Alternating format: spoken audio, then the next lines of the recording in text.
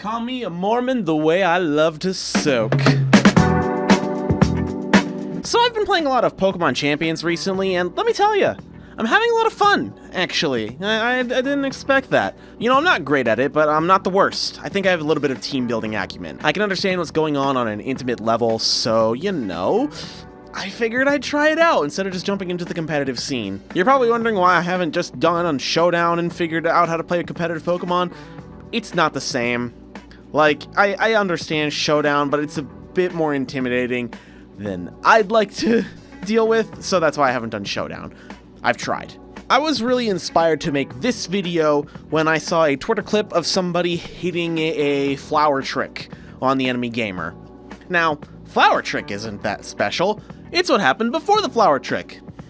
They used soak. I figure it's thematically appropriate to use a song all about soaking things, and we use somebody that, there's an Aqua joke here. She's my wife, by the way. My damn wife. I thought somebody with two wives would be happy. No, you're thinking of a man with two knives. Let me tell you, boys, this is pretty great. So I decided I needed to build a team based around soaking the enemy gamer and then slapping them with a flower trick. And, here we go. Welcome to the Space Show. So you're probably wondering, how did I get all the pieces here? I decided I needed I needed to make this happen, so how did I get the pieces? Well, I already had them for completely unrelated reasons. So the first thing on my agenda was finding a soak user and finding Meowscarada. I already had a soak user in my inventory. It's a Basculegion female that I got for completely unrelated reasons. I knew Basculegion was pretty good in competitive formats. I think it's the male version rather than the female version, but the female one's the only one I could recruit at the time. So I had it, I learned that it could use soak, and I was just like, you know what? Let's go for it. Basculegion also knows Muddy Water, Phantom Force, and Protect. Next was Meowscarada, who I also already had because I just liked Meowscarada, and I saw it in the lineup, and I was just like, yoink! So I picked up Meowscarada. Meowscarada, of course, needs no flower trick for the strat to even work in the first place, but I also decided to give it knockoff in order to deal with some items and also do some damage, and play rough for some coverage. Also Protect.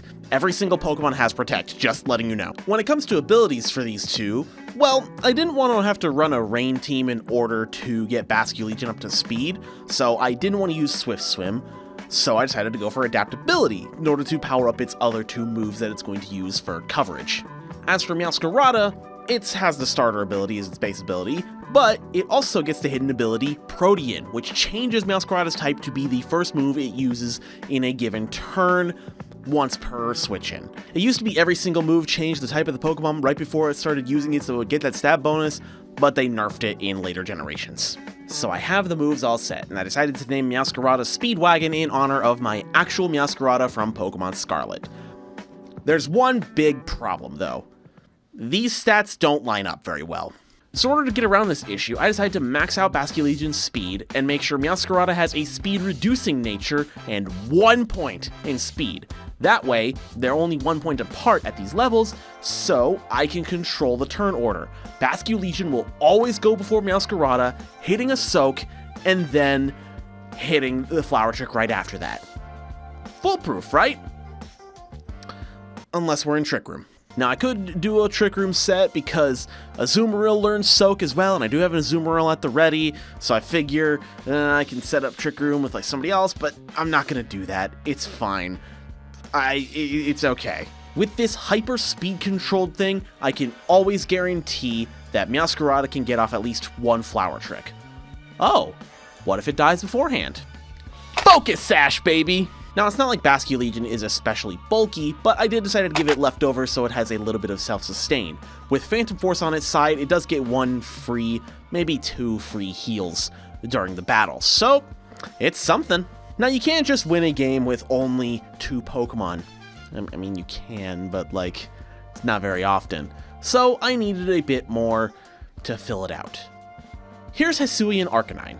Originally, Hisuian Arcanine was going to be my Intimidate user, but a friend of mine decided to put me onto Rockhead as the ability, so I take no recoil damage from Flare Blitz or Head Smash. What's it called? Head Smash. It is Head Smash. And, yeah, a stab Head Smash fucking murders everything. I decided to give Hisuian Arcanine the Choice Scarf so it goes way faster, maxing out its speed and attack.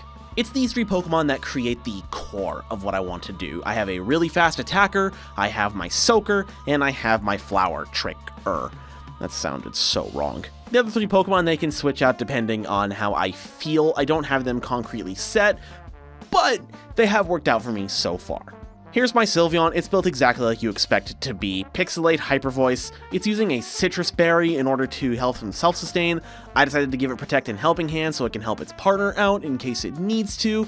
Haven't gotten to use that very often, but we ball. Here is Sneasler. It was originally holding Bright Powder. I decided to switch that up for King's Rock after this video is being put into production because maybe some flinching it would be good to have. I don't know.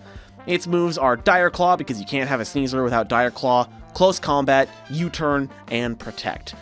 I decided to give it U-Turn because I wanted to have the ability to do a little bit of damage and then get the hell out of there. Close Combat is just good, and Dire Claw because it's Sneasler. It's gonna have Dire Claw. I decided to make Sneasler's ability Poison Touch, so it's more likely to get a poison off of Dire Claw, and also Close Combat, and maybe U-Turn. It's more so for Dire Claw than anything else, but we'll see. My last pick, I did try out a little bit.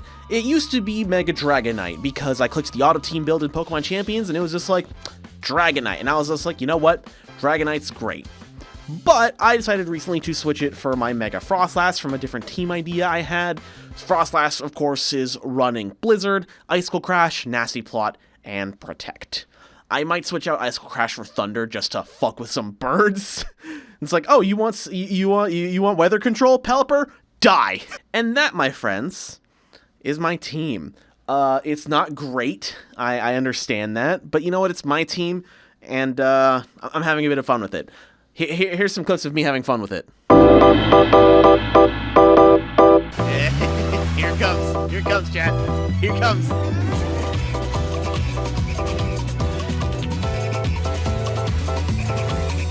Yeah. Oh!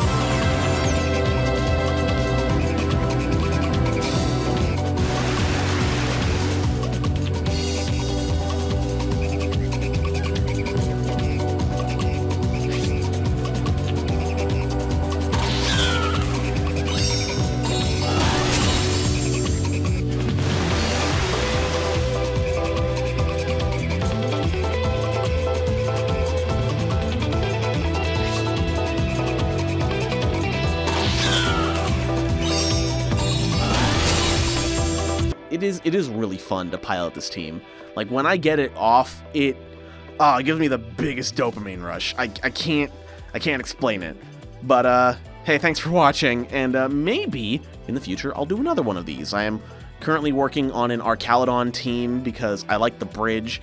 I got a mouse hold, so, you know, population bomb into Archaludon will make some things happen. Activate stamina. And, I don't know, I'm gonna need a rain setter. I don't need... I know you don't need Electroshock on Archaludon to make it good, but that's kind of its whole thing, but we'll see about that. With all that said, my name is Sonata. Thank you for watching.